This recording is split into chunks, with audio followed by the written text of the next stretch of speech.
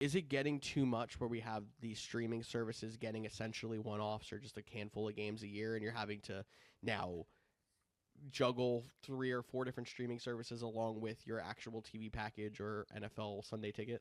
I have a question for you that will play into this as well, because I feel like for me, it's not as a big of a deal because I already have the streaming services and I'm not a local fan to my favorite team.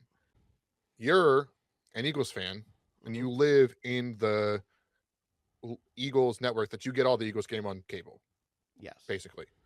So, and those games, to my knowledge, I think the market might be shrinking. Even if it's a Netflix, they still have to broadcast that in the area. Yes, they do, and I will say that is one of the things that the NFL does right. So, I mean, I think they legally, federally have to.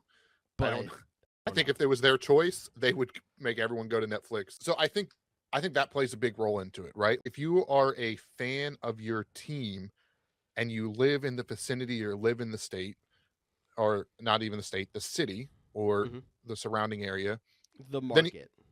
the market, thank you for Yep. finding the right word. Then it doesn't really matter to you. It's a lot of fluff because you can find ways to get your game.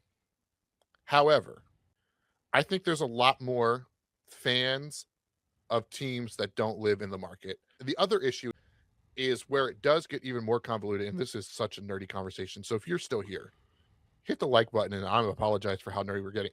But like, you get into the conversation too, is like there's a lot of people that don't have traditional cable anymore. They use things like YouTube TV, but YouTube TV isn't held to the same standards where they have to hold the local networks as much.